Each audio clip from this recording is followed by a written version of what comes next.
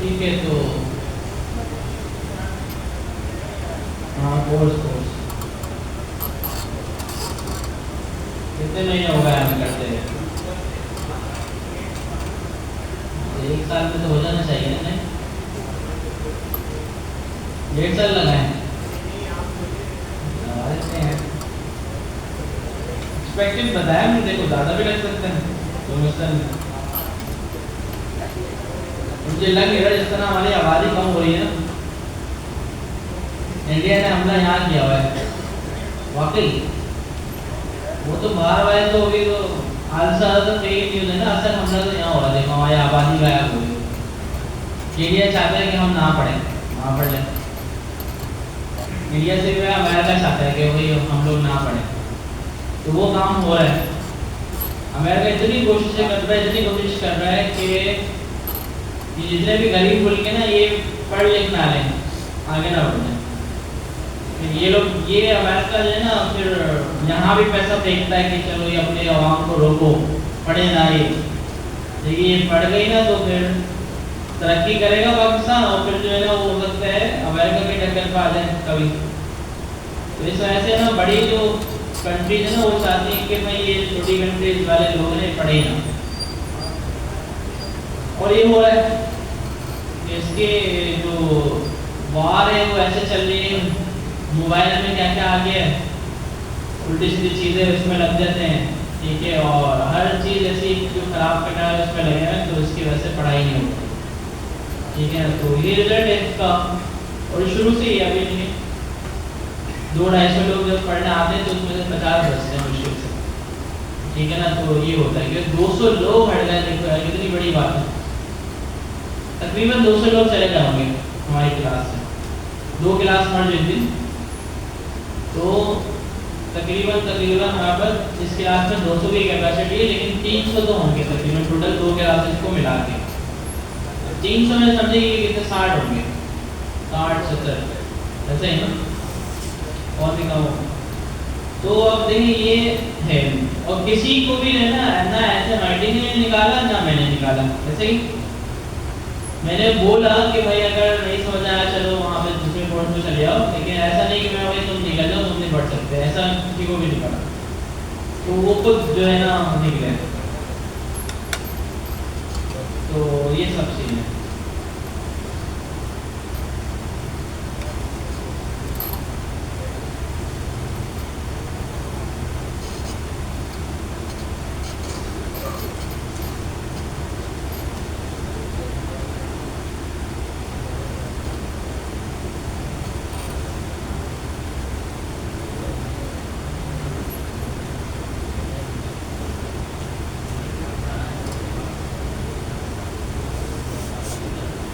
भाई हमारी आवाम को पढ़ना चाहिए थोड़ा यार, दूसरी चीज़ों में लगे हुए। हम बोलते हैं बाइकआउट कर दो, अपना हिस्सा हो गया, तो भाई पढ़ो, पढ़ के भी हिस्सा होगा।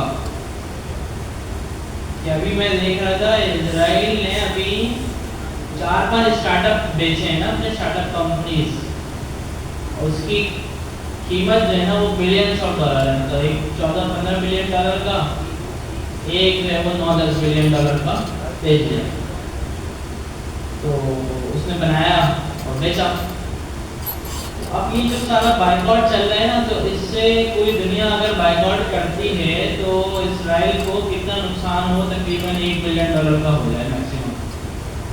तो इससे तो पता नहीं कितना गुना ज़्यादा वो 2 स्टार्टअप कंपनी से बेच के कमा गए। और इतनी और स्टार्टअप कंपनी अभी वहाँ पे बन रही हैं, चल रही हैं, ठीक है ना। आप थोड़ा रिसर्च करिए, आपको पता चलेगा, ठीक है ना। तो हमारा बाइकआउट करना तो सही है, चल अच्छी बात है, उसमें अपना हिस्सा मिला रहे हैं हम, लेकिन जो है ना पढ़ना भी ज़रूरी है कि भाई हम ऐसी कंपनी बनाएं कि जो इतने की बिके, ठीक है ना। तो हमें तो हो फायदा, लेकिन कंट्री को भी हो उससे। तो वहाँ का ना अलग ही गेम है भाई, वो इतना IT में आ गए कि हर चीज़ बन रही है। और जो ड्रोन आए वो भी इजरायली है, इंडिया को दिए हैं बना के, ठीक है। तो उसने फ्री में तो दी, अपने जाएगा, उसका अपना बिजनेस है, जो लेना चाहे ले ले भाई, खरीद ले, पैसों इतना पैसों का है। तो अब ये बड़ी चीज़ है कि भाई वो बना रहे हैं, ठीक है ना, हम चीज़ें चाइना से खरीद लेते हैं, ठीक है, जो लेकिन चाइना वाली चीज़ अच्छी थी, ठीक है ना। तो लेकिन जो है ना हमें खुद बनाने की सोचनी चाहिए।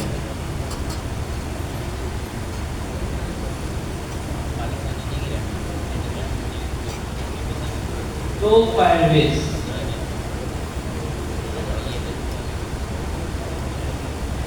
अच्छा एक टेक्नोलॉजी है जो कहलाती है जैमस्टैक, ठीक है ना।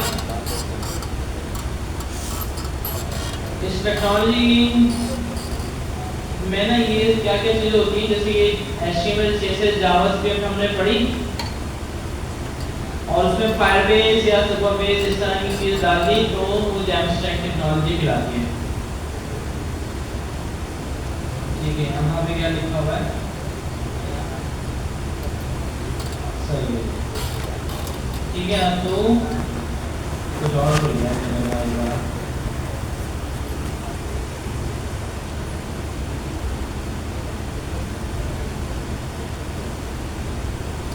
ठीक है। Jamstack developer builds website and web applications using the Jamstack architecture, which focuses on JavaScript APIs. JavaScript APIs and markup generated by static site generator, ठीक है। मतलब JavaScript और APIs को यूज करके तो इतना हमने सीख लिया है, और लेकिन ये फायरबेस और ये सब वाली चीजें भी ना आ जाती है इसी के अंदर। तो फायरबेस जो है ना भाई वो एक प्रोडक्ट है गूगल का, ठीक है। तो आप इसका डोमेन भी देखेंगे ना firebase.google.com, इसकी होस्टिंग हमने शायद की है, सही। तो इसकी लंबी कहानी है कि भाई ये जो है ना ऑस्ट्रेलिया में किसी यूनिवर्सिटी में स्टूडेंट्स ने मिलकर बनाया था, LFIP ना उनका। तो मेन गोल इसका था रियल टाइम डेटाबेस बनाना, ठीक है। अब जैसे देखिए डेटाबेस होता है ना, तो डेटाबेस से डायरेक्टली कम्युनिकेशन नहीं हो सकती फ्रंट एंड से। जैसे आपके पास फ्रंट एंड की एप्लीकेशन है, आप चाहते हैं डेटाबेस से डायरेक्ट कम्युनिकेशन हो जाए, नहीं होती। तो डेटाबेस से कम्युनिकेशन के लिए आपको एक बैकएंड सर्वर चाहिए होता है। फ्रंट एंड अपनी रिक्वेस्ट जो है बैकएंड सर्वर को देगा और बैकएंड सर्वर जो है वो डेटाबेस से जब डेटा ऐड करना होगा तो ऐड कर देगा, गेट करना होगा तो गेट कर देगा। तो ये बैकएंड सर्वर ही हम सीखेंगे बनाना Node.js के थ्रू जावास्क्रिप्ट से ही। तो जावास्क्रिप्ट आ गई तो समझिए ये भी बन सकता है, ऐसा हो सकता है। तो इसका मेन गोल ये था कि यार हम जो है ना ये बैकएंड सर्वर को बीच से हटाएं और डायरेक्टली फ्रंट एंड के साथ डीबी को एक्सेस वगैरह कर सकें, ऐसी कोई सर्विस बनाए। मतलब बैकएंड तो होगा लेकिन हमें पता नहीं चल रहा, तो बस हमें डायरेक्टली फायरबेस ने जो है ना एक डेटाबेस दे दिया, उसमें हम डायरेक्टली डेटा अपना ऐड भी करना है, गेट भी करना है, रिमूव डिलीट सब करना है और डेटा हमारे सामने शो भी हो रहा है। तो जैसे अपनी GUI को दी हुई उस पर जाके हम सारा डेटा वगैरह देख सकते हैं। दूसरा इसका मेन गोल ये था कि रियल टाइम डेटाबेस बनाया जाए। रियल टाइम डेटाबेस का क्या मतलब है, ज़्यादा क्या होगा, रन टाइम पे डेटा मिलता है, क्या जवाब है? Real time database. Real time का क्या मतलब हुआ?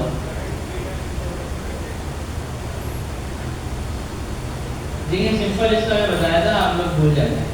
तो जैसा भी आप API कॉल करते हैं फैक्स को यूज करके, एक्सियोस को यूज कर लें या फैक्स को कर लें, तो API कॉल जाती है, API से जो भी डेटा है वो आपके पास आ जाता है और आप उसको शो कर देते हैं डॉम के ऊपर, ऐसे ही। अब समझिए चैट की API है, आपने मैसेजेस मंगवा लिए सारे API से और मैसेजेस आपके पास डॉम पे शो हो गए। अच्छा अब उस API में एक और मैसेज ऐड हुआ, तो आपको कैसे पता चलेगा? नहीं पता चलेगा, आपको पेज को रीलोड करना पड़ेगा ताकि वो API दोबारा से कॉल हो और आपके पास अपडेटेड रिकॉर्ड आ जाए, समझे? ऐसा ही ना, तो API में कुछ डेटा ऐड होगा तो आपको वो API दोबारा से कॉल करनी पड़ेगी, ठीक है ना। या मैंने एक और तरीका बताया था कि उससे काम हो जाता है, क्या था वो याद है? लॉन्ग कॉलिंग, ठीक है ना। उससे क्या होता है कि हम एक जो टाइमर सेट कर देते हैं कि भाई हर इतने टाइम बाद, हर 3-4 सेकंड बाद जो फैच है हमारा वो कॉल होता है। जैसे मैं कोई भी फैच कॉल करता हूँ, जैसे ये है, तो यहाँ पे मैं एक फंक्शन बनाता हूँ,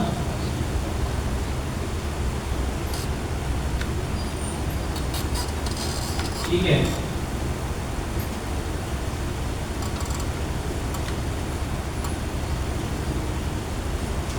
तो अभी देखिए मैं इसको कॉल करूंगा, ठीक है, और ये कॉल हो जाएगा। ये मैंने टू डूज मंगवा लिए, मेरा टू डूज आ रहा है, समझे। अभी ये 200 है, तो 201 होगा एपीआई के ऊपर डेटाबेस के अंदर, लेकिन मेरे पास 200 इशू हो रहे हैं। अब मेरे पास 201 कब आएंगे? जब मैं पेज रीलोड करूंगा, ये एपीआई कॉल दोबारा जाएगी तो मेरे पास 201 आ जाएगी। जब मैं एपीआई कॉल भेजूंगा तो मेरे पास अपडेटेड डेटा आएगा ना, बगैर भेजे नहीं आएगा, बगैर पेज रीलोड किए। तो बगैर पेज रीलोड किए हमारा ऑप्शन ये है कि हम क्या करें, यहीं पर ही लगा दें फंक्शन के अंदर ही ना, जैसे रिकर्जन के लिए करते हैं, रिकर्जन बताया था, ऐसे ही यहीं पर हम लगा सकते हैं कि सेट टाइम आउट फंक्शन के अंदर ही मैंने कहा भाई 2 सेकंड बाद सेम फंक्शन को दोबारा से कॉल कर देना। तो देखिए खुद कॉल लो, डेटा आया। अब जब इसका रेडी डेटा आएगा ना तो ऊपर अपने आप लोड हो जाएगा। तो समझिए रियल टाइम बनाते हैं, लेकिन ये हमने जुगाड़ से बनाया। मतलब जब रियल टाइम पे ज़्यादा मेहनत नहीं करनी होती तो लोग ये करते हैं, मतलब चलता है ये तरीका भी, लेकिन बेहतर ये होता है कि ये चीज़ रियल टाइम से बनाई जाए, और रियल टाइम के लिए बहुत ज़्यादा काम करना पड़ता है। जैसे एपीआई कम्युनिकेशन हो रही है, देखिए एपीआई कॉल जा रही है, टू डू की एपीआई कॉल के मैंने बताया था ना, हेडर्स होते हैं, इसमें पेलोड होता है, प्रीव्यू में सारा आपको डेटा पता चल रहा है कि क्या आ रहा है। तो जिस तरह ये एपीआई कॉल है ना, तो इसी तरह से हमारे पास एपीआई के अलावा वेब सॉकेट होता है, ठीक है ना। जैसे एपीआई है सारी, और हमारे पास ना वेब सॉकेट होता है, जैसे एपीआई, ठीक है, और ये एक हमारे पास होता है वेब सॉकेट, ठीक है। A web socket is a communication protocol that establishes a persistent two-way communication channel over a single TCP connection. अब जैसे API जो है ना, ये तो हम कॉल कर रहे हैं और ये हमारा डेटा फैच करके ला रही है, लेकिन वेब सॉकेट का क्या बोल रहा है कि कम्युनिकेशन प्रोटोकॉल है, ये कनेक्शन एस्टेब्लिश कर देता है जो कि persistent हो जाता है, मतलब रहता है जब तक सेशन हमारा एंड नहीं हो जाता। टू वे कम्युनिकेशन देता है। टू वे कम्युनिकेशन मतलब बैकएंड जो है ना, फ्रंट एंड को भी कुछ दे सकता है और फ्रंट एंड बैकएंड को भी कुछ दे सकता है, ठीक है ना। तो और टीसीपी कनेक्शन के ऊपर जैसे ट्रांसपोर्ट प्रोटोकॉल जैसे एचटीटीपी होता है, तो ये टीसीपी पे चलता है। तो इससे क्या होता है कि ना एपीआई कॉल करने की जरूरत नहीं होती, बल्कि एक वेब सॉकेट जो होता है ना, उसका कनेक्शन बन जाता है बैकएंड के साथ, और बैकएंड पे बैकएंड देखता रहता है कि भाई जब भी कोई डेटा आया उसके पास तो फौरन से फ्रंट एंड को बता देता है। तो फ्रंट एंड को एपीआई कॉल करने की जरूरत नहीं होती, बल्कि फ्रंट एंड जैसे हम लिस्टनर लगाते हैं ना, जैसे बटन के ऊपर हम लगाते हैं btn.add listener, याद है। तो ये लिस्टनर क्या करता है कि भाई इसको हम बुला देते हैं कि मैं जब क्लिक हो ना, जब चलना। तो इसी तरह से ना सॉकेट का एक लिस्टनर होता है, उसको हम बता देते हैं कि भाई ये लिस्टनर लगा दो, जब बैकएंड कुछ भेजे तो चल जाना। तो बैकएंड जो है ना अपने आप इसको डेटा भेजता है और चल जाता है। तो इसकी पूरी इम्प्लीमेंटेशन जो है ना फ्रंट एंड पे भी होती है और बैकएंड पे भी होती है, ठीक है ना, और टाइम कंज्यूमिंग भी है, ठीक है, और थोड़ा देखना भी पड़ता है, चीज़ों को हैंडल करना पड़ता है। तो फायरबेस का मेन गोल ये भी था कि यार हम जो है ना जो डेटाबेस बनाए हैं वो रियल टाइम है और सॉकेट की भी जरूरत ना पड़े, ठीक है ना। मतलब ना बैकएंड सर्वर बीच में डेटाबेस को डायरेक्ट एक्सेस और प्लस रियल टाइम कि भाई जो भी डेटाबेस में चेंजेस आएंगी वो फौरन से आपके पास आ जाएंगी, आपको पेज रीलोड करने की जरूरत नहीं पड़ेगी। समझे? तो ये मेन गोल था। तो इन्होंने लॉन्च किया फायरबेस। फायरबेस भी नाम बाद में आया होगा, पहले कुछ और होगा। रियल टाइम डेटाबेस के नाम से इन्होंने लॉन्च कर दिया, रियल टाइम डेटाबेस। तो ये फायरबेस का ना मेन सर्विस है, रियल टाइम डेटाबेस वाली, ठीक है, store and sync data in real time, जिसकी वजह से फिर बहुत पॉपुलर हो गया, हिट हो गया, लोगों ने इसको यूज करना शुरू कर दिया। तो फिर गूगल ने इसको एक्वायर कर लिया, ठीक है। हाँ, पीछे सारी इसने की हुई, हमें कुछ नहीं दिखा रहा है, ठीक है। और भी मतलब बहुत सारे फीचर्स आ गए इसके साथ साथ। तो गूगल ने एक्वायर किया इसको, फिर गूगल ने इस पर और डेवलपमेंट की, इसको और अच्छा बनाया, बेहतर बनाया, फिर अपने साथ जोड़ लिया, गूगल फायरबेस इसका नाम हो गया। तो रियल टाइम डेटाबेस को और ज़्यादा अच्छा कर दिया गूगल ने। फिर जो है इसमें मज़ीद चीज़ें आती रही। फिर इसमें तो इशूज़ थे, जो डेटाबेस में क्यूरीज होती है ना, वो इसमें जो है ना अच्छी नहीं थी, या पहले तो थी ही नहीं कि जो डेटा ऐड कर दिया मंगवाओ और फ्रंट एंड पे क्यूरी लगाओ। फिर बाद में इसमें कुछ क्यूरीज ऐड हुई, ठीक है, तो फिर वो भी कुछ सपोर्ट करती थी, कुछ नहीं। मतलब इसका जो स्ट्रक्चर है ना वो ऐसा था कि उस पर क्यूरी सपोर्ट नहीं करती थी इतनी ज़्यादा। तो फिर गूगल ने इसी के साथ एक और डेटाबेस निकाला फायरबेस के अंदर ही, विच इज फायरस्टोर, ठीक है ना। फायरस्टोर का जो डेटाबेस स्ट्रक्चर है ना, वो ऐसा बनाया कि उस पर क्यूरी भी इजीली हो जाए, कोई भी क्यूरी करनी है। क्यूरी क्या बोल रहा हूँ मैं? फिल्टर। जैसे हमारे पास बहुत सारा डेटा है और हमें फिल्टर करके लाना है। जैसे मैं हमारे पास स्टूडेंट से मैं बोलूँ भाई कराची में जो रहते हैं वो आ जाएं, जिनकी एज ये है वो आ जाएं, जिनकी एजुकेशन ये है वो आ जाएं। तो इस तरह इसको क्यूरी बोलते हैं हम। जब मल्टीपल क्यूरी लगा सकते हैं हम, ठीक है, जितना मतलब जो आपको डेटा चाहिए अपने हिसाब से क्यूरी लगाएं और उसको गेट करें। फायरस्टोर आ गया, इसमें फायरबेस में और चीज़ें आती रही, अपडेट आती रही। फिर इसमें एक और फीचर दे दिया फायरबेस ने कि भाई इस डेटाबेस को ऑफलाइन भी बना दिया। मतलब अगर आपका इंटरनेट बंद हो गया फिर भी आपका डेटाबेस चल रहा है, सब चीज़ें ऐड भी हो रही हैं, रिमूव भी हो रही हैं, सब हो रही हैं, ठीक है ना। तो ये काम ये कैसे करता है? लोकल स्टोरेज हमने यूज़ किया था, याद है? लोकल स्टोरेज के साथ ही हमारे ब्राउजर में इंडेक्स डीबी होता है, बताया था ना ये। तो इस इंडेक्स डीबी को यूज़ कर लेता है ये। जैसे ही कनेक्शन जाता है तो ये सारा डेटा इंडेक्स डीबी में डालना शुरू कर देता है, और जैसे इंटरनेट ऑन होता है ये सारा डेटा उठा के ऑटोमेटिकली ले जाता है सर्वर पर, ठीक है। तो ऑफलाइन कैपेबिलिटीज भी हैं इसकी। फिर फायरस्टोर के साथ साथ इसमें ऑथेंटिकेशन की सर्विस आ गई कि यूज़र को ऑथेंटिकेट भी करवा सकते हैं आप। फिर इसमें स्टोरेज, फाइल को स्टोर करने की सर्विस, डेटाबेस उसमें सिर्फ टेक्स्ट डेटा स्टोर होता है, ये याद रखिएगा। डेटाबेस में सिर्फ टेक्स्ट डेटा स्टोर होता है। तो फिर स्टोरेज आ गई, इसमें स्टोरेज वो होती है इसमें फाइल्स वगैरह भी स्टोर हो सकती हैं, इमेज हो गई, कोई वीडियो हो गई, कोई पीडीएफ हो गई, तो ये सब सही। फिर इसमें फंक्शंस आ गए, सर्वरलेस फंक्शन। सर्वरलेस फंक्शन क्या होते हैं? जो एक बैकएंड सर्वर की तरह काम करते हैं, ठीक है ना, वो इंट्रोड्यूस करवा दिया इसने। फिर जो इसमें मज़ीद चीज़ें आती गई, ठीक है, क्रैश एनालिटिक्स, बग्स मॉनिटरिंग वगैरह बहुत सारी चीज़ें। तो आप इसकी फिर नोटिफिकेशन सर्विस आ रहे थे कि बिल्ड में ये सारी चीज़ें हैं, app check, app hosting, authentication, cloud functions, cloud storage, data connect, Firebase machine learning भी आ गई, ठीक है, जनरेटिव किट भी आ गई, ठीक है, hosting, real time database, vertex AI. तो इसमें सब फ्री नहीं है, तकरीबन चीज़ें पेड है और कुछ फ्री, ठीक है। रियल टाइम डेटाबेस फ्री है, रियल टाइम नहीं, हम कल फाइल स्टोर ही करेंगे, ये फाइल स्टोर, ठीक है। मतलब इसका नाम रियल टाइम नहीं है लेकिन है ये भी रियल टाइम ही, ठीक है। और बल्कि इसका स्ट्रक्चर थोड़ा सा इम्प्रूव हो गया, अच्छा हो गया कि इस पे क्यूरीज वगैरह सब आसान हो जाती है, ठीक है जी। तो गूगल अकाउंट से कनेक्ट हो जाता है, तो पता होगा। गो टू कंसोल में आएंगे आप यहाँ पे, तो आपके पास काफ़ी सारे प्रोजेक्ट नजर आएंगे, ठीक है ना। तो कोई भी एक प्रोजेक्ट आप सेलेक्ट कर सकते हैं, या नया बनाना हो तो नया बना सकते हैं। जैसे मैं अगर ये वाला सेलेक्ट कर लूँ तो ये डैशबोर्ड खुल जाएगा इसका, ठीक है। होस्टिंग के टाइम पे भी खोला होगा, आपको याद होगा। अच्छा, अब बिल्ड में हमारे पास ऑप्शन होगा फाइल स्टोर का, फाइल स्टोर डेटाबेस।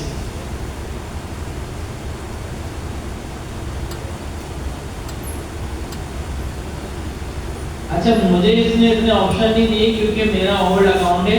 अच्छा, मैं चेक कर लेता हूँ, अगर इसमें नया प्रोजेक्ट बन जाए तो अच्छा है।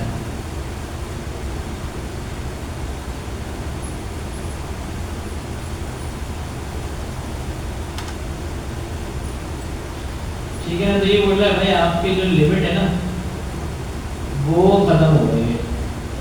तो हम क्या करते हैं कि आप तो कोई भी एक प्रोजेक्ट बनाओ जल्दी से, और उसकी सेटिंग्स पे जाओ, यूजर्स एंड परमिशन में जाओ और मेरी ईमेल ऐड कर दो। हो गया?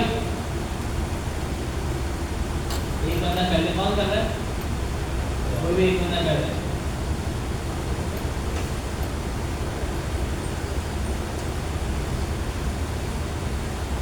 अच्छा, ये ऑप्शन होता है कि फायरबेस के एक फायरबेस के प्रोजेक्ट में आप मिलकर भी काम कर सकते हैं। जैसे टीम वर्क जैसे हमने कहा था ना, अब टीम वर्क एक फायरबेस का प्रोजेक्ट टीम वर्क कैसे होगा, यहाँ पे डाल सकते हैं आप टीम को।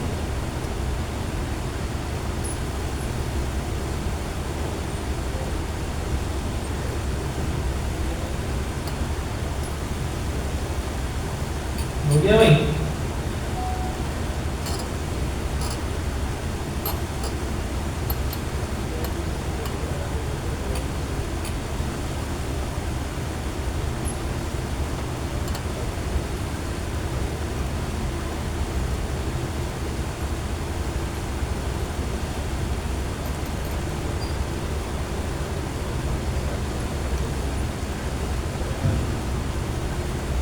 डाल देना, मैं एक ही चाहिए। तो मेरे पास ईमेल आ जाएगी, तो फिर जो है ना मैं उससे लॉगिन कर लूँगा।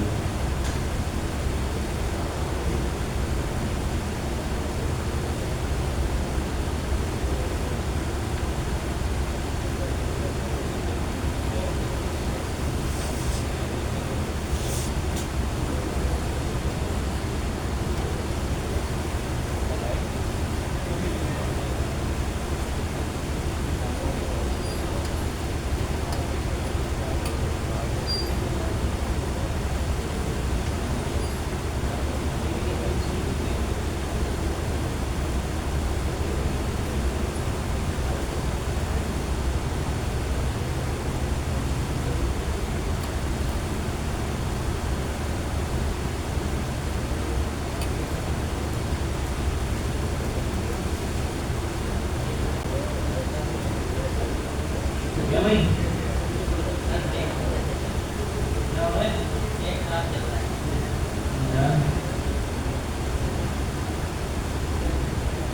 प्रोजेक्ट बनाने में यार टाइम लगा रहा है।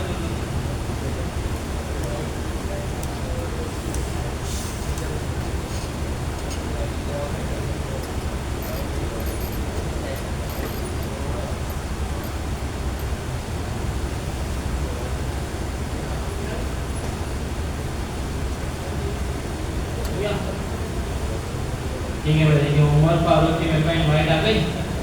अब मैं क्या करता हूँ, एक सी पेंडिंग इनवाइट में जाके तो ये किसी और को भी ऐड किया। अच्छा, किसी और ने भी मुझे इनवाइट किया, बस एक काफ़ी है। तो ये SMIT बैच 14 वाला जो है ना मैं एक्सेप्ट कर रहा हूँ। पर अगली कंसोल ये एक हो गया,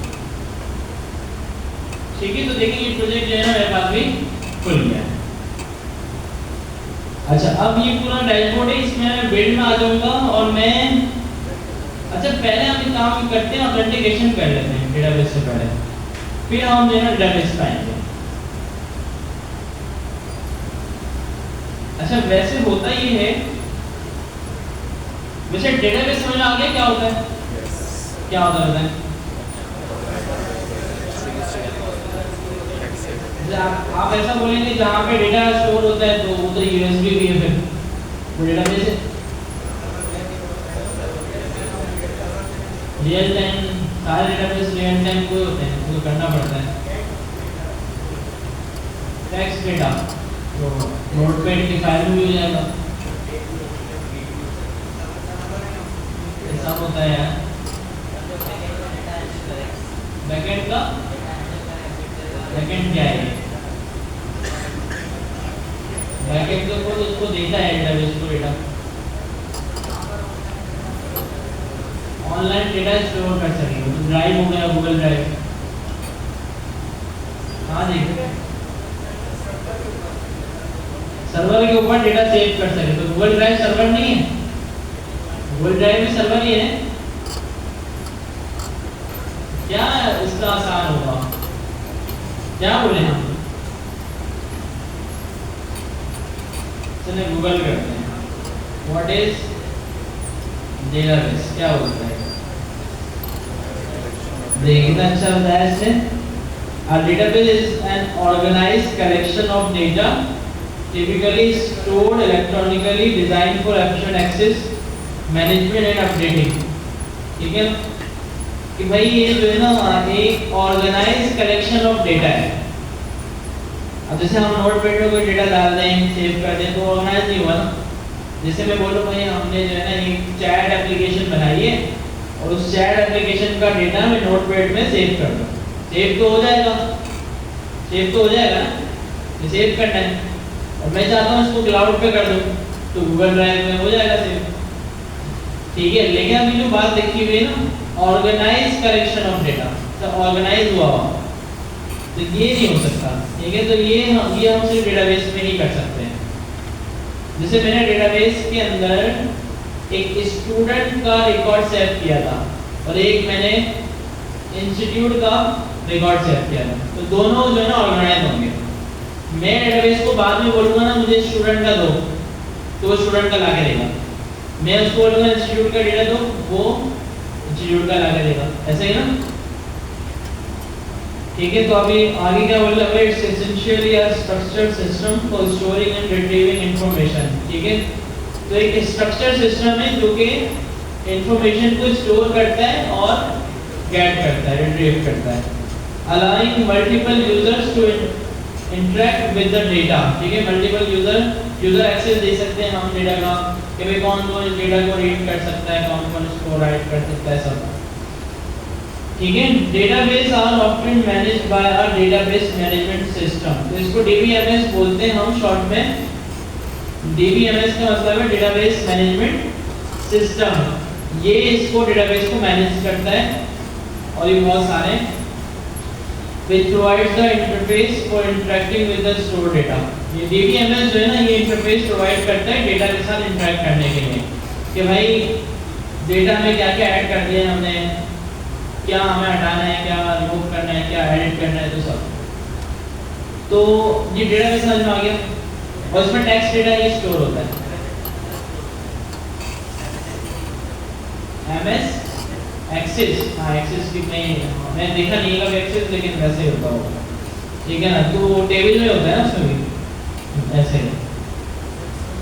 ठीक है, तो हम बोलेंगे भाई organise collection of data, database के एग्जांपल कि भाई डेटाबेस जो है ना वो ऐसी चीज़ है जहाँ पे ऑर्गेनाइज वे में जो है एक डेटा स्टोर हो रहा होता है हमारी वेब मोबाइल एप्लीकेशंस का। ठीक है, और उसको हम इजीली जो है ना रिट्रीव कर सकते हैं, उसमें स्टोर कर सकते हैं कोई भी इंफॉर्मेशन, और उसको उसमें टेक्स्ट डेटा स्टोर होता है बस। और डेटाबेस में ना हमारे पास बहुत सारी टाइप्स हैं। जैसे हमारे पास आ जाते हैं नो एसक्यूएल डेटाबेसेस। ठीक है ना, no SQL, no sequel, no SQL, कुछ भी हम इसको बोल सकते हैं।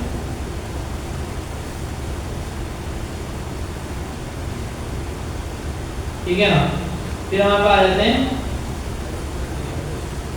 SQL databases. पहले बस ये दो होते थे, अब एक और आगे हमारे पास वेक्टर डेटाबेस। ठीक है, तो अभी तीन टाइप्स हैं हमारे पास डेटाबेसेस की। ये तो डेटाबेस की टाइप्स हैं और फिर इसके प्रोवाइडर हजारों हैं। तो नो एसक्यूएल डेटाबेस आपको बहुत सारे प्रोवाइडर दे रहे होंगे, जैसे फायरबेस भी दे रहा है, सुपरबेस भी दे रहा है, ऐप राइट भी दे रहा है, तो और भी बहुत सारे हैं। इसी तरह एसक्यूएल डेटाबेस भी आपको बहुत सारे प्रोवाइडर दे रहे हैं, ठीक है, जैसे MySQL है, ठीक है, Oracle है, ठीक है, और बहुत सारे हैं, ठीक है, MariaDB और पता नहीं क्या क्या इसमें है, GraphQL नहीं, PostgreSQL जो आजकल ट्रेंडिंग है, ठीक है, तो वो इसमें शामिल है। फिर वेक्टर है, काफ़ी सारे वेक्टर डीबी में भी बहुत सारे पाइथन के नाम से और बहुत सारे आ गए हैं। और वेक्टर डेटाबेस है ना, ये अभी इंट्रोड्यूस हुआ है कुछ साल पहले नहीं होता था, और ये खास तौर पे एआई वगैरह की चीज़ों के लिए इस्तेमाल होता है। इसमें वेक्टर सर्चिंग होती है। वेक्टर सर्चिंग मतलब ये है कि क्वेरीज होती है डेटाबेस पे, वो बहुत ज़्यादा फास्ट होती है और वो एग्जैक्ट एक्यूरेट चीज़ जो है ना वो फाइंड करके लेके आता है, जिस पे ट्रेनिंग मॉडल की और ये सब चीज़ें जो है ना बड़ी आसान रहती है। NoSQL डेटाबेस और SQL डेटाबेसेस में ज़्यादा फर्क नहीं, थोड़ा बहुत ये NoSQL जो है ना अनस्ट्रक्चर्ड डेटाबेस भी बोलते हैं इसको, अनस्ट्रक्चर्ड डेटाबेस, और SQL को स्ट्रक्चर्ड डेटाबेस भी बोलते हैं। NoSQL में आप अपनी मर्जी से जो ऐड करना चाहते हैं जैसा वो आप ऐड कर देते हैं। जैसे जावास्क्रिप्ट का एक ऑब्जेक्ट होता है ना, आपने एक ऑब्जेक्ट बनाया और डाल दिया, उसकी कोई ऐसी रिक्वायरमेंट नहीं है कि भाई आप पहले से उसका स्ट्रक्चर बनाओ, स्कीमा बनाओ और सब चीज़ें। अनस्ट्रक्चर है, जो मर्जी चाहे आपने डेटा ऐड कर दिया, अपनी मर्जी से जो मर्जी चाहे हटा दिया। SQL बड़े स्ट्रक्चर होते हैं, पूरा स्कीमा बनता है, इसका मॉडल बनता है, और जो आपको ऐड करना है वो पहले से बताना होता है कि भाई मैं ये ऐड करूँगा, तो इस तरह के लिए SQL। अच्छा, अब वेक्टर मैंने बता दिया एआई वगैरह का, तो हर डेटाबेस जो है ना अलग पर्पस के लिए इस्तेमाल होता है, ठीक है। NoSQL के अलग यूज केसेस हैं, SQL के अलग यूज केसेस हैं, ठीक है, और ये अभी से समझ नहीं आएंगे ये जो है ना, और ये बहुत एक्सपीरियंस बंदा भी नहीं इसको समझ पाता, मतलब एक जो सालों लगा लेता है उसके बाद उसको समझ में आता है कि भाई जो आर्किटेक्चर लेवल पे काम कर रहा होता है कि भाई मैं एक प्रोडक्ट बनाने जा रहा हूँ, तो इसमें मैं कौन सा डेटाबेस यूज करूँ, कौन सा अच्छा है, ठीक है जी। तो इसलिए हम ये चीज़ें देखते हैं। अच्छा, अब अगर हम यहीं पर इसको थोड़ा सा कंपेरिजन कर लें SQL वर्सेस NoSQL, तो काफ़ी सारे एग्जाम्पल मिलेंगी, जैसे ये इससे पता चलता है ना, ये SQL है। अच्छा, इसको रिलेशनल भी बोलते हैं, relational, non relational, structured, unstructured, ठीक है, SQL NoSQL। इसमें देखिए टेबल होगा, जैसे हमारा SQL में टेबल था, एक हेड होगा, उसी के नीचे सारा डेटा ऐड हो रहा होगा, जैसे एक डेटा ऐड हो गया, डेटा ऐड हो गया, डेटा ऐड हो गया। NoSQL में डॉक्यूमेंट्स होते हैं, ठीक है ना, कि यहाँ पे ऐड हो गया डेटा, यहाँ पे हो गया, तो इस तरह कहीं भी कोई सा भी डेटा ऐड हो सकता है। जैसे ऑब्जेक्ट स्ट्रक्चर होता है ना जावास्क्रिप्ट का, ऐसे ही होता है इसका, तो इसका कोई भी स्ट्रक्चर नहीं होता। तो अब देखिए यूज केस के ऊपर बात है कि अब आप ऐसी कोई एप्लीकेशन बना रहे हैं कि जिसमें डेटा बड़ा स्ट्रक्चर्ड होना चाहिए, ठीक है, और इस तरह की, तो उसके लिए SQL यूज करते हैं। ऐसी कोई एप्लीकेशन पर जैसे चैट ऐप होती है ना, जो इनपुट आउटपुट ज़्यादा होता है, जिसमें डेटा जा भी रहा है, आ भी रहा है, चैट हो रही है, ठीक है, या फिर सोशल मीडिया टाइप की एप्लीकेशन होती हैं, तो इसके लिए प्रेफर किया जाता है NoSQL। बाकी जिस तरह की डेटा जिसमें इनपुट आउटपुट इतना नहीं होता, तो जैसे बैंकिंग ऐप्स हो गई और इस तरह की ऐप्स हो गई जिसमें डेटा बड़ा स्ट्रक्चर वे में रखना होता है। जैसे आप फेसबुक का डेटा देखें ना, तो फेसबुक में तो पता नहीं कितना कचरा होगा कि जिसका जैसा जो उठा के डाल देता है, ठीक है ना। तो इस तरह बैंकिंग ऐप में कचरा हो जाए ना तो मसला होता है, ठीक है। तो बड़ा स्ट्रक्चर वे में एक एक चीज़ जो है ना बड़े ध्यान से और स्कीमा वगैरह सब सेट करके रखी जाती है, ठीक है। अच्छा, यही चीज़ अगर हम दूसरी जगह इस पर जहाँ पे NoSQL यूज़ करना था वहाँ SQL यूज़ करें, वहाँ भी मसला हो जाएगा कि वहाँ पे तो डेटा लोगों को फौरन ऐड करना है, रिसीव करना है, और चैट में जो मर्जी चाहे लिखना है, रिसीव करना है, तो अलग अलग दोनों के पर्पजेज हैं कि भाई कहीं पे ये शूट करेगा, कहीं पे ये शूट करेगा, ठीक है। वैसे नॉर्मली छोटी मोटी कोई ऐप बना रहे तो कोई भी चला ले, कोई मसला नहीं होता, ये भी चलता है, ये भी चलता है। बहुत बड़ी एप्लीकेशन होती है और जिसकी बहुत बड़ी प्लानिंग कर रहे होते हैं हम, और आगे तक सोचना होता है कि कैसे उसको आगे स्केल करेंगे और सब होगा, तो उसमें फिर हम सोचते हैं कि भाई हमें जो है ना SQL पे जाना चाहिए या NoSQL पे जाना चाहिए। ठीक है जी। तो इस तरह काफी सारे डिफरेंसेस आपको जो है ना मिल जाएंगे।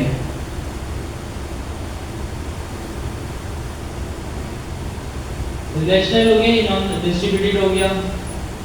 इसमें वर्टिकली स्केल कर सकते हैं, ठीक है। इसमें हॉरिजॉन्टली जितने डॉक्यूमेंट्स फैलाना है फैला दो, डॉक्यूमेंट्स ऐड होते जाते हैं। प्री डिफाइंड स्कीमा होता है, इसमें डायनामिक होता है। इसमें पहले से ही सब बताना होता है कि ये जाएगा डेटाबेस में। इसमें नहीं, डायनामिक होता है कि जो भी डेटा जा रहा है, वैलिडेशन वगैरह स्कीमा वगैरह होता है, लेकिन वो टॉप लेवल होता है। नेक्स्टिंग में जो मर्जी चाहे जा रहा है कोई वैसा नहीं होगा, इसमें सब बताना होता है। Not suitable for hierarchical data storage, अब वो ये मतलब टेबल वाली बात कह रहे हैं। इसमें हायरार्की वाइज नहीं से हो सकता है, इसमें हो सकता है ग्राफ वाले में। Can be use for complex queries, मतलब बहुत कॉम्प्लेक्स क्वेरीज हो जो बिल्कुल एग्जैक्ट डेटा लेके आए और सब, तो उसके लिए ये जो है ना सुटेबल है। Not good for complex queries. तो इसमें तो बहुत डिफरेंसेस हैं, सबने डाली हुई होगी इसमें अपनी अपनी जो भी चीजें हैं, ठीक है ना। लैंग्वेज, इसमें एसक्यूएल चलती है, ठीक है ना। स्ट्रक्चर क्वेरी लैंग्वेज इसको बोलते हैं। और इसमें जेसन चलता है। जेसन से तो आप फैमिलियर हैं, जावास्क्रिप्ट ऑब्जेक्ट से ये जो जेसन बनता है, जेसन पता है ना। जेसन में बस क्या है, जो की और वैल्यू दोनों स्ट्रिंग हो जाते हैं। अगर ऑब्जेक्ट भी रहा तो समझिए वो भी जेसन की है।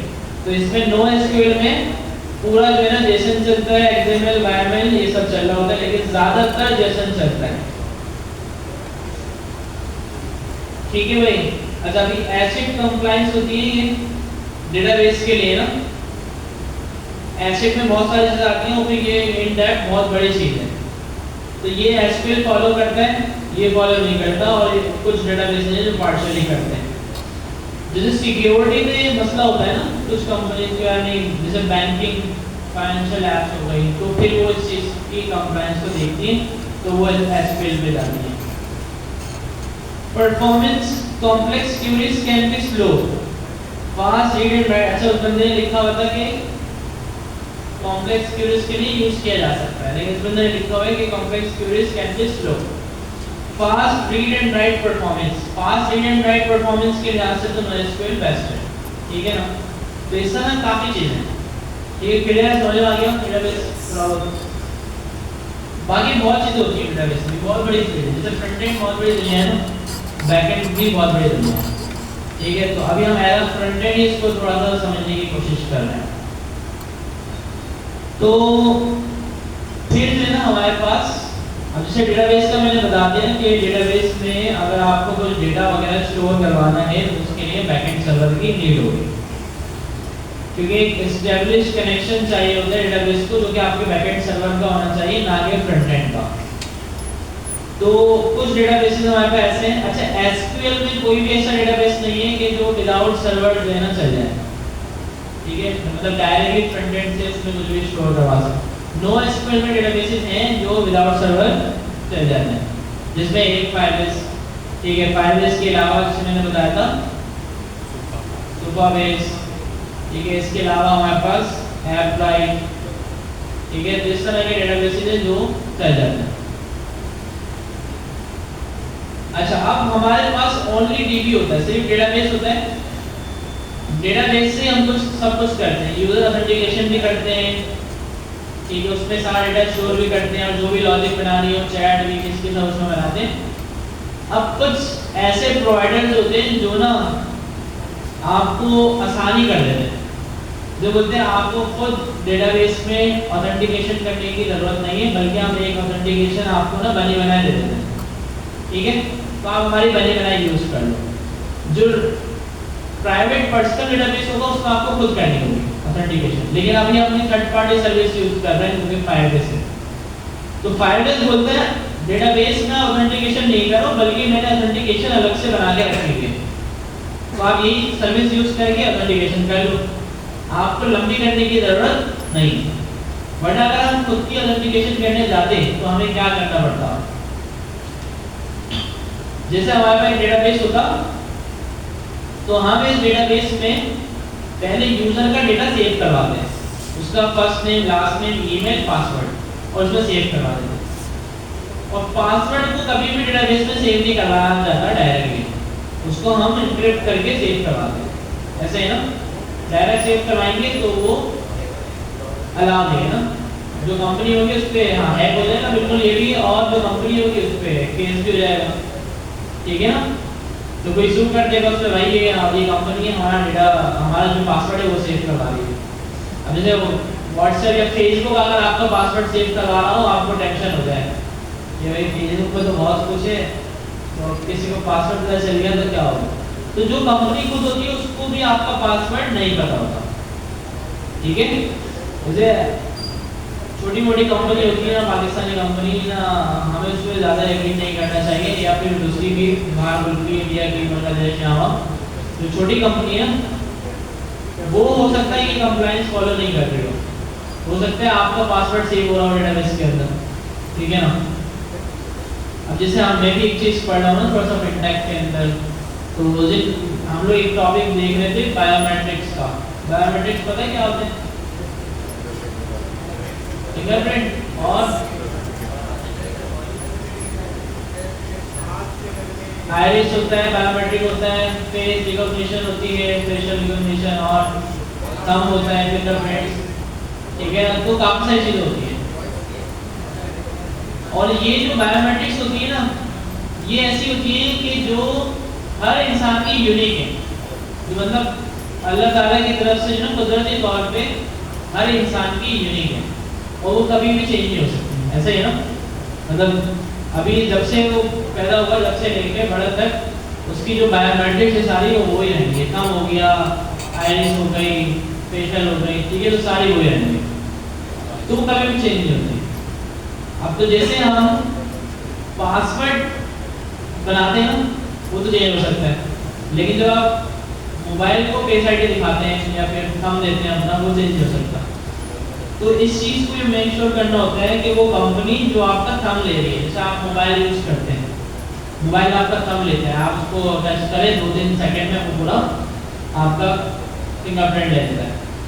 एक तरह से ये सिक्योर भी नहीं है कि उसके बाद आपका फिंगरप्रिंट चला गया, आप तो कुछ भी कर सकते हैं। दूसरा, आईफोन या दूसरे मोबाइल आपका फेशियल रिकॉग्निशन, फेस आईडी के लिए ले लेते हैं, तो इसका मतलब फेस का बायोमेट्रिक चला गया, ठीक है। तो आइरिस देखता है, आंखें देख लेता है वो मोबाइल, उसका चला गया, तो इसका मतलब ये है कि आप वो आपके साथ कुछ भी कर सकते हैं, आपके बायोमेट्रिक्स उनके पास चले गए और अब जो है कुछ भी हो सकता है। लेकिन ये कंपनी ने मेंशन किया होता है कि ये सारी चीज़ें जितनी भी हैं हम इनक्रिप्ट करके सेव करते हैं, मतलब हमें खुद भी नहीं पता कि वो क्या है, ठीक है। तो इनक्रिप्ट क्या होता है कि डेटा हैश हो जाता है, जो एक्चुअल डेटा होता है वो हाइड हो जाता है, और वो एक बार इनक्रिप्ट हो जाए ना तो वो डिक्रिप्ट नहीं हो सकता, ठीक है। मतलब उसको दोबारा से कोई उसके ओरिजिनल फॉर्म में लेके नहीं आ सकता, बल्कि सिर्फ इतना हो सकता है कि आप उसको मैच करवा सकते हैं उसकी वैल्यू के साथ। कैसे? दूसरी जो वैल्यू है वो भी इनक्रिप्ट हो और उसके साथ मैच हो जाए, और मैच हो गया वो बता देगा ट्रू या फॉल्स, ठीक है ना। अब ये बोलते हैं ऐसा, अब पता नहीं है कि वाकई इनक्रिप्ट होकर सेव हो रहा है या फिर डायरेक्टली सेव हो रहा है, तो वो अल्लाह ही जानता है, ठीक है, हमें नहीं पता है। जैसे बड़ी बड़ी कंपनीज हम कैसे पता लगा सकते हैं कि भाई इसने हमारी चीज़ें जो है ना वो सेव कर दी। तो काफ़ी ऐसे लोग होते हैं बड़े बड़े, मतलब ख़ास तौर पे फोर्सेस में और दूसरे बैंकों में, या हैकर जो होते हैं इस तरह के, वो क्या करते हैं कभी भी मोबाइल पे फिंगरप्रिंट फेस आईडी लगाते ही नहीं, वो अपना डेटा जो है ना बड़ा सेव एंड सिक्योर रखते हैं कि उनको किसी भी ट्रस्ट नहीं होता कि भाई फेसबुक को भी हम दे रहे हैं तो क्यों दे रहे हैं फिंगरप्रिंट, या फिर आईफोन को हम फेस आईडी दे रहे हैं तो क्यों दे रहे हैं, उसके बाद एक बार चली गई तो मसला हो जाएगा। तो आप देखिए ये सारी चीज़ें जो है ना वो कंट्रोल करता है अमेरिका, इजराइल, ठीक है। तो जितनी भी बड़ी बड़ी कंपनीज है मोबाइल बनाने वाली, ऐप्स बनाने वाली, फेसबुक, ट्विटर, ये सब कंट्रोल बाय अमेरिका। तो ऑलरेडी इतना कुछ रहा हुआ है, फेस आईडी भी गई हुई है, फिंगरप्रिंट भी रहा हुआ है, सारे बायोमेट्रिक।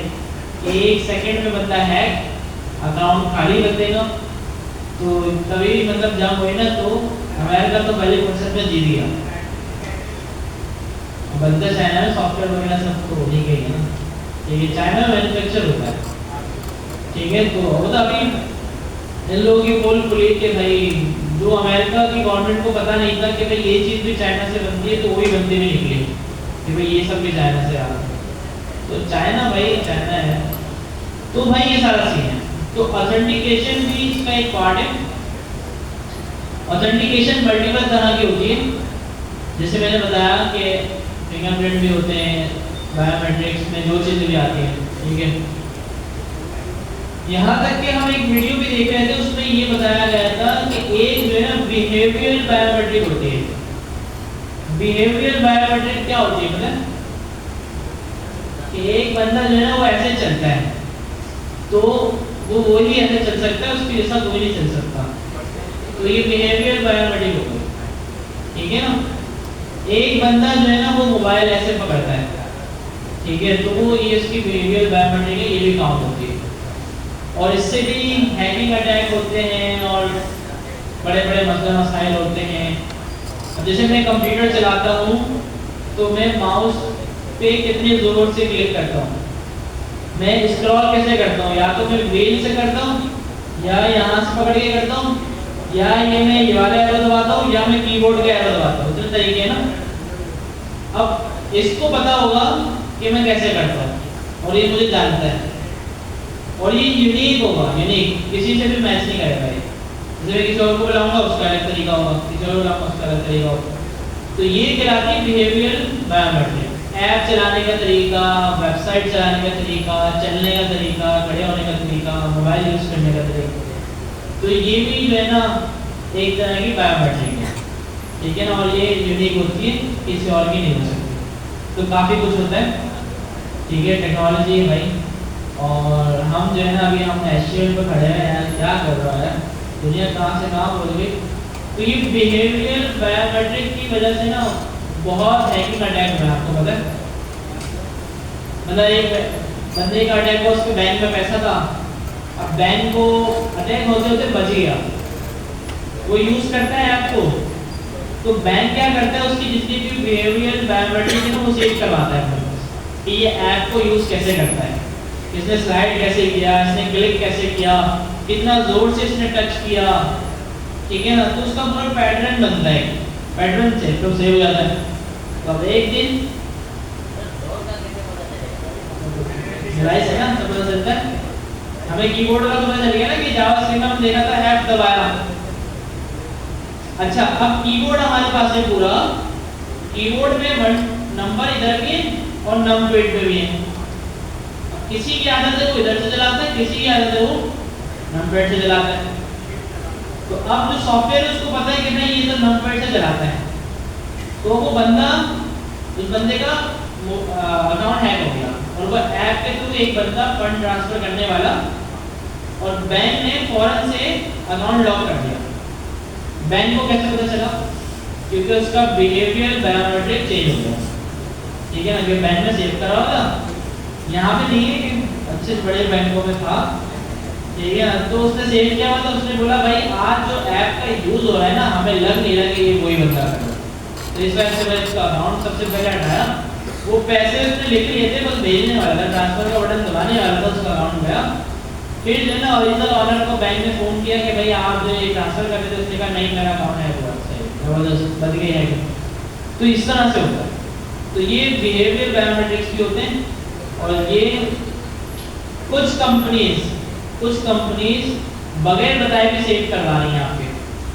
अच्छा, हमें नहीं पता, हो सकता है फेसबुक भी सेव करवाता हो, ठीक है, हो सकता है गूगल सेव करवाता हो सकता है व्हाट्सएप सेव करवाता हो। तो मतलब हम पूरी तरह से कंट्रोल्ड बाय अमेरिका, ठीक है ना। तो ये याद रखो। तो ऑथेंटिकेशन, इसमें हम क्या करने वाले, कौन सा बायोमेट्रिक, सिंपल पासवर्ड वाला, ठीक है। हम इतना बड़ा काम नहीं करने वाले, तो हम पासवर्ड वाला करने वाले। वो भी खुद नहीं करते बल्कि पायरेट्स ने कर दिया, पायरेट्स बोला मैंने कर दिया, बस आप इस्तेमाल करो, ठीक है।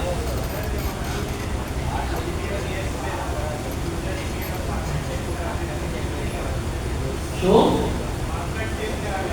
नहीं करवा सकते ना, शो करवा दिया तो मसला हो जाएगा आपके लिए।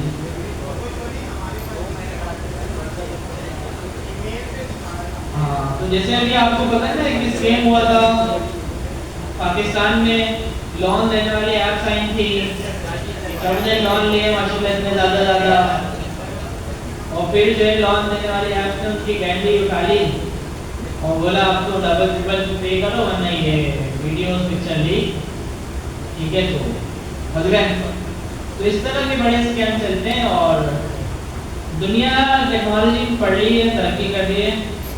हम पाकिस्तानी लोन कौन से ऐप जरिए लोन हो रहा है और दूसरों को बता रहे हैं, यूट्यूब पर आ गए, यूट्यूब पर बता रहे हैं ये लोन है, लोन देने वाली ऐप है, इस पर जाकर अकाउंट बनाओ आपको लोन दे देगी, 15,000 20,000 30,000 का आराम से लोन उठा लिया। और उस ऐप ने क्या किया, आपका गैलरी, कॉन्टैक्ट, पूरा मोबाइल, हर चीज़ एक्सेस कर ली। अच्छा वैसे तो हर ऐप ही करती है, फेसबुक के पास भी आपका सब कुछ है, गूगल के पास भी आपका सब कुछ है। जब हम मोबाइल के स्क्रीनशॉट ले लेते हैं, पासवर्ड का स्क्रीनशॉट ले लेते हैं तो गैलरी में सेव कर देते हैं, वो सेव कोई होगा तो गैलरी तो पूरी एक्सेस की हुई। आप प्ले स्टोर पे जाएंगे किसी भी ऐप की, वहाँ पे परमिशंस का ऑप्शन होता है, परमिशंस पे जाएंगे वहाँ आपको पता चल जाएगा ये ऐप आपसे क्या क्या ले रही है।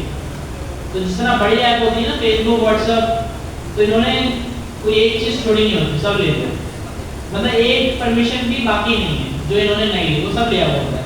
तो खैर वो तो शो आपको अच्छा पर्पस कर रहे होते हैं, लेकिन पीछे क्या कर रहे हो तो वो किसी को नहीं पता। तो हाँ हम तो पढ़ते भी नहीं है, बल्कि वो तो अलाउ करो, अच्छा अलाउ करना चाहिए, अलाउ करो। ये वजह से माशाल्लाह काफ़ी जो है ना हमारा पढ़ा लिखा तबका भी नहीं है ना, उसको बस एक बंदा सिखा देता है कि ऑप्शन आए ना तो आपने अलाउ दबाना है, बोला अच्छा तो ऑप्शन आया अलाउ दबाना है, तो उस बेचारे को पता नहीं है और ख़राब चीज़ें वही रखता है गैलरी में, और जैसे ही वो अलाउ दबाता है उसकी पूरी गैलरी गई। तो इस तरह यहाँ तक कि बल्कि ये भी न्यूज़ आई थी कि लोगों ने जो है ना खुदकुशियाँ की हैं, जाहिर सी बात है वो उसके वीडियो पूरे लीक हो गए और वो बोले कि भाई लाओ मुझे 5 लाख रुपये दो वरना ये वीडियो गई। तो बंदा क्या करेगा, 5 लाख रुपये भी नहीं उसके पास देने के लिए, और वो लोन के चक्कर में पड़ गया।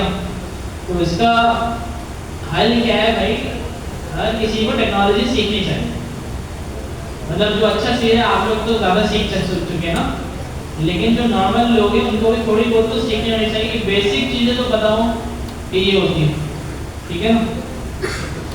तो ऑथेंटिकेशन डेटाबेस से हम खुद बनाते हैं, फाइलबेस हमें बने बनाए देता है। इसमें गाइड स्टार्ट करते हैं। अब देखिए काफ़ी सारे ऑप्शन हैं, फाइलबेस हमें ईमेल पासवर्ड की ऑथेंटिकेशन करके दे सकता है, फ़ोन नंबर की दे सकता है। ईमेल पासवर्ड में क्या होगा, ईमेल पासवर्ड फायरबेस को दो, फायरबेस क्या करेगा उस पासवर्ड को खुद से एन्क्रिप्ट करेगा, अकाउंट बनाएगा उसका अपने पास और आपको रिटर्न कर देगा उसका ऑब्जेक्ट कि भाई ये मैंने ऑथेंटिकेट कर दिया बंदे को। अब अगली बार बंदा इसको लॉगिन कर सकता है, साइन अप लॉगिन दोनों इस पे हो सकता है। फ़ोन नंबर से क्या, फ़ोन नंबर डालेगा, फायरबेस उस बंदे को एसएमएस भेजेगा, ओटीपी, बंदा ओटीपी डालेगा और ऑथेंटिकेट हो जाएगा। ये इसकी लिमिटेशन है, इसके हम देखते हैं फायरबेस प्राइसिंग। पहले ये फ्री था, बहुत ज़्यादा मैसेजेस फ्री में कर सकते थे, लेकिन अब इसने वेट कर दिया। तो नो कॉस्ट वाला प्लान है इसका, इसमें ऑथेंटिकेशन में फ़ोन बंद हो गया पूरा, ठीक है। तो अब इसने जो है ना बंद कर दिया, पहले जो है ना लिमिटेड था, फिर इसने 100 एसएमएस किए, फिर 10 किया, बंद कर दिया। तो बोला बहुत लोग यूज़ कर रहे हैं इसको, तो इसको पेड करो। तो पेड पर एसएमएस ले रहा है और इसके करंट रेट जो है ना बड़े हाई है, जो एक एसएमएस जाएगा ना उस पर ये आपसे अच्छे खासे पैसे लेगा। तो ये कंट्री के हिसाब से ना पाकिस्तान के देख लो इसमें कितने होंगे, कि पाकिस्तान में वैसे भी एसएमएस बहुत महंगा हो गया है। तो एक एसएमएस के 0.21 जो कि बहुत ज़्यादा हो गया भाई, 60 रुपये एक एसएमएस के लेगा ये, तो कोई यूज़ ही नहीं करेगा फिर, ठीक है ना।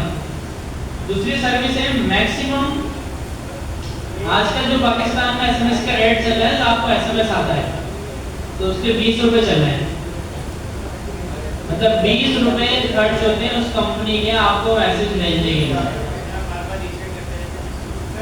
हाँ तो रिसेंट उसने जो वो लगा दिया प्राइवेसी लगा दिया है।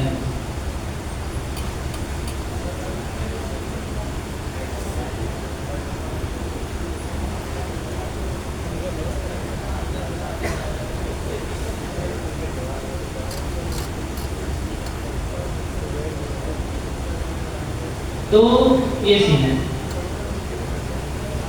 कोड इसका नहीं है। एनोनिमाइज में मतलब ये कुछ भी नहीं लेता, बस उसके सेशन से ही उसको बस कर देता है, कुछ भी इसको डेटा दे दो, नाम दे दो, ईमेल दे दो, कुछ भी दे दो, ये कर देता है, ये फ्री है।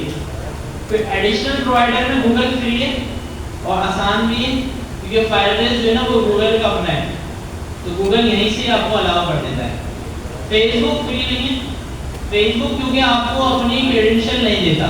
फेसबुक का जैसे होता है लॉगिन में फेसबुक ऐप पे लगा हुआ होता है, आपने देखा होगा, तो पहले तो बड़ी आसानी से हो जाया करता था, लेकिन अब फेसबुक बोलता है कि भाई मैं जब आपको एपीआई दूंगा कि जब आप एक रजिस्टर्ड बिजनेस होगे, ठीक है ना। और फेसबुक का जो होता है ना पेड वाला प्लान होता है, कौन सा प्लान बोलते हैं उसको, मेटा वाला जो होता है ना, मेटा बिजनेस अकाउंट, वो आप खरीदोगे तो फेसबुक अलाउ करेगा। गूगल आसान है, गूगल हो जाता है, फ्री हो जाता है।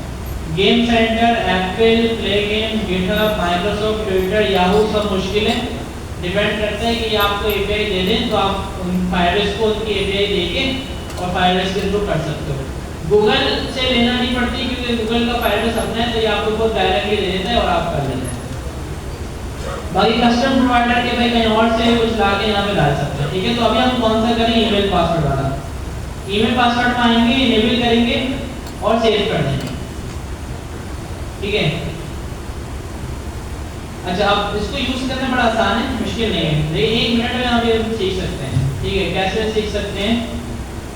सबसे पहले हमारी जावास्क्रिप्ट की ऐप है, ठीक है। इसको हमें टाइप मॉड्यूल कर देना है, क्योंकि इसमें मॉड्यूल जावास्क्रिप्ट भी चलेगी, बगैर मॉड्यूल के फायरबेस नहीं चलेगा। अब हम क्या करेंगे, हम आ जाएंगे फायरबेस के डॉक्स में।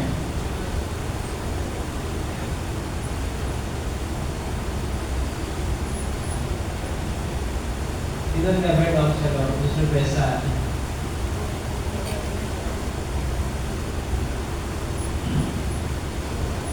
डॉक्स में आ गए, बिल्ड में आ गए। अच्छा, पहले तो कनेक्शन बनाना होगा हमें। कनेक्शन कैसे बनेगा भाई, ये सेटिंग में आ रही है, सेटिंग में आप आ गए, प्रोजेक्ट ओवरव्यू में आ जाए, प्रोजेक्ट ओवरव्यू, ऐड ऐप का ऑप्शन नजर आ रहा है, ऐड ऐप पे क्लिक किया, ये आपसे पूछ रहा है iOS, एंड्रॉइड, वेब, तो आपने सेलेक्ट करना है वेब। आपकी ऐप का नाम क्या है, इसको बोलते हैं भाई हमारी ऐप का नाम है for example to do app. पहले हम ये बना लेंगे, फायरबेस होस्टिंग सेटअप करनी है, नहीं जरूरत नहीं है, रजिस्टर कर दें। तो ये आपको कुछ कोड देगा और API कीज देगा। अच्छा, एक ऑप्शन दे रहा है आपको ये इंस्टॉल करने का, इंस्टॉल नहीं करना। एक ऑप्शन दे रहा है स्क्रिप्ट टैग का, तो इंस्टॉल अभी हमने सीखा नहीं है ना, तो हम सेलेक्ट करेंगे स्क्रिप्ट टैग वाला, और ये आप जो है ना लगा लेंगे अपनी HTML की फाइल में, ठीक है। इस तरह से कमेंटिंग वाले हटा दें, ठीक है जी। और कंसोल इसको आ जाएंगे। अच्छा, अब हमारे पास देखिए, अगर अच्छा अभी मैं ना UI नहीं बना रहा, अभी मैं क्या कर रहा हूँ, डायरेक्ट फंक्शन कॉल करके रजिस्टर कर रहा हूँ। UI तो आप बना लोगे, सही। जैसे ये फंक्शन है रजिस्टर का, इसको कॉल करने पर यूजर फायरबेस में जाके रजिस्टर हो जाएगा, सही। बेड में आ गए, बेड में आने के बाद आना है हमें ऑथेंटिकेशन। ऑथेंटिकेशन में आने के बाद साइट पे गेट स्टार्टेड फायरबेस ऑथ से हमें निकालना है गेट ऑथ। जैसे यहाँ पे आप देख रहे हैं फायरबेस एनालिटिक्स जरूरत नहीं है, लगा हुआ है फायरबेस ऐप। तो इसी तरह से हम यहाँ पे ना इंपोर्ट कर लेंगे फायरबेस ऐप, हटा के ऑथ कर देंगे, और उस पे कौन सा मेथड बोल रहा था ये, गेट ऑथ, ये कर लेंगे इंपोर्ट यहाँ पे, सही है। और ये इस तरह से कॉल कर देंगे गेट ऑथ, और इसके अंदर ऐप रख देंगे। अच्छा, ये ऐप किसको बोल रहा है, इसको बोल रहा है। तो हम ये भी कर सकते हैं कि यहाँ से ये सारी चीजें उठा के स्क्रिप्ट का टैग कटा दें और सारे चीजें यहीं पर ही ले जाएं, सही ना। एनालिटिक्स चाहिए तो रखें, वरना हटा दें। तो गेट ऑथ और ये आगे ऐप ये पड़ा हुआ है, ठीक है जी। Sign up new user, sign up new user, देखिए बड़ा सिंपल से इसका फंक्शन है। ये आपने पूरा फंक्शन उठाया, कॉपी पेस्ट किया, देखिए ये इसका फंक्शन है create user with email and password. ये फंक्शन आएगा ऑथेंटिकेशन से ही, जैसे गेट ऑथ आया ना, ये पता है ना इंपोर्ट क्या है, ये फायरबेस के पास फाइल बनी हुई है, वहां से फंक्शन इंपोर्ट हो रहा है, ठीक है। यहाँ पे हमने अभी तक लोकल फाइल दी है, ये मैं यूआरएल दे रहा हूँ, मतलब ये यूआरएल से उठा के ला रहा है, सही है। और ये ब्रैकेट के अंदर लिखा है, इसका क्या मतलब है, क्योंकि ये डिफॉल्ट एक्सपोर्ट नहीं बल्कि इस फाइल से मल्टीपल चीज एक्सपोर्ट हो रही है। Create user with email and password में और जाएगा, पहला पैरामीटर, दूसरे में ईमेल, तीसरे में पासवर्ड। तो यहाँ पे मैं लिखता हूँ ईमेल,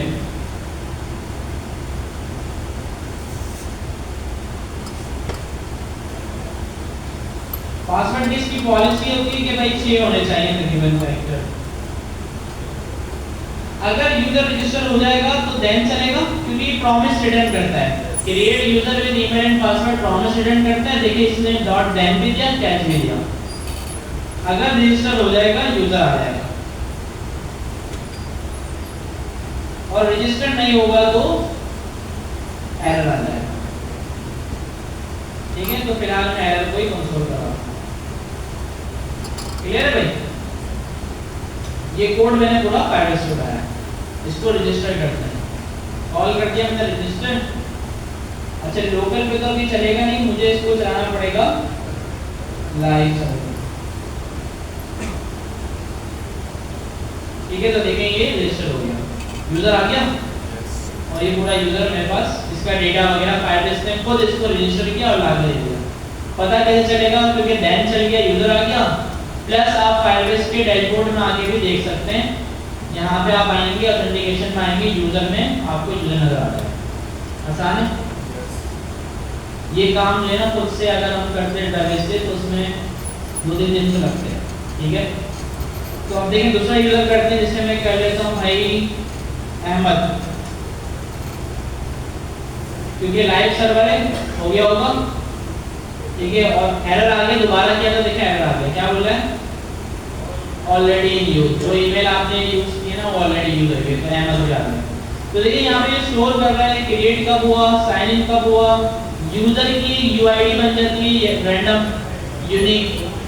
तो ये सारे काम फायरबेस को हैंडल कर रहा है, क्लियर है, ठीक है भाई। तो इस तरह से हमने साइन अप कर लिया, फिर इसका एक साइन इन का फंक्शन है, ये रहा। जो हमने साइन अप किया वैसे ही हम इसको हम कर देते हैं लॉगिन,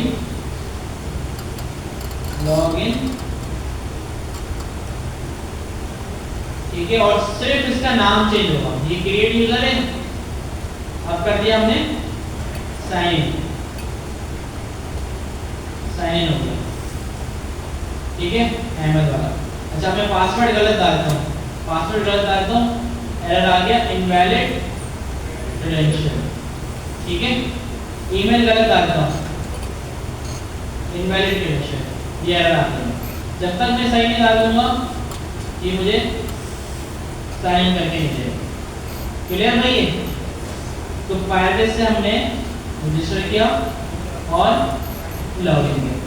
तो अब आप क्या कर सकते हैं, इजीली आपके पास बना हुआ होगा एक रजिस्टर और लॉगिन का फॉर्म, तो आप जो है ना फायरबेस के थ्रू ऑथेंटिकेशन करवाइएगा यूआई से, फिर हम आगे बढ़ेंगे, हो जाएगी। अच्छा इसमें लोकल स्टोरेज में भी मैनेज करने की जरूरत नहीं है। फायरबेस का एक होता है मेथड, चलें बल्कि ये आपको छोड़ता हूँ, आपको एक्सप्लोर करना एक मेथड होता है फायरबेस का, वो आप कॉल करो तो वो बताता है कि अभी यूजर लॉगिन है या नहीं।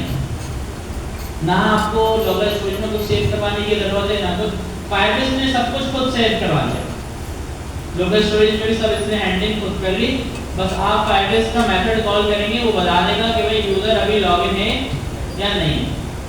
और साइन आउट का भी एक फंक्शन होता है, इससे यूजर साइन आउट होता है, कर लेंगे भाई। तो पूरा फंक्शन पे चल रहा है, हर चीज का फंक्शन है और हर चीज का कोड भी मौजूद है, पूरा पूरा कोड मौजूद है। बस ये चीज देख लेना कि ये नहीं लिखना डायरेक्ट हमें यूआरएल डालना है, सीडीएन डालना है। और ये सीडीएन आपको यहाँ से भी मिल जाएगा, जैसे आपको पता नहीं चलेगा ना क्या लिखना है, तो यहाँ पे आप देखेंगे ना तो यहाँ पे आपको मिल जाएगा ये ठीक है। ये यूआरएल पूरा नजर आ रहा है। तो ये आप फायरबेस में ढूंढेंगे, फायरबेस से भी मिल जाएगा, चैट जीपीटी को बोलेंगे वो भी निकाल के लाके दे देगा कि भाई इसका ये यूआरएल है। क्लियर है भाई? यूआई कौन सी? यूआई तो मैंने बनाई नहीं ना। हाँ प्रीबिल्ड यूआई, ये यूआई बना के दे देगा, जरूरत नहीं है, लंबी होगी बिला। तो इससे अच्छा ये कि यूआई तो बनाना मुश्किल है। यूआई बनाए सिंपल, उससे आप उसमें वैलिडेशन लगाएं और उसको कनेक्ट कर लें एक्सपोर्ट के साथ। ये लॉगिन का फंक्शन मैं यहीं पर ही कॉल करता हूँ ना, आप बटन पे कर दें, हो जाएगा ना। ये बताने की जरूरत तो नहीं ईमेल कहाँ से आएगी, पासवर्ड कहाँ से आएगा। ऐसे ही भाई लग रहा है मुझे कि भाई ये ईमेल और ये document dot Adeline bye ID से ईमेल आएगी और यहाँ पे ईमेल की जगह हम लिख देंगे ईमेल डॉट वैल्यू, ऐसे ही ना। कभी जो फायरबेस कोड दे वही लिखो और चलाओ और बोलो चल नहीं रहा। फायरबेस एक आइडिया देता है, फायरबेस क्या बल्कि जो भी चीज़ यूज़ करोगे वो एक आइडिया देती है कि भाई ऐसे यूज़ करना है, बाकी करना आपको ही होता है। पासवर्ड भी ऐसे आएगा, बोलते हैं ऐसे तो भाई क्या कर रहा है। ठीक है भाई, तो आज यहीं तक रखते हैं और फिर नेक्स्ट क्लास में हम ऑथेंटिकेशन को थोड़ा और एक्सप्लोर करते हैं और फिर डेटाबेस को। ठीक है भाई, मिलते हैं नेक्स्ट क्लास में।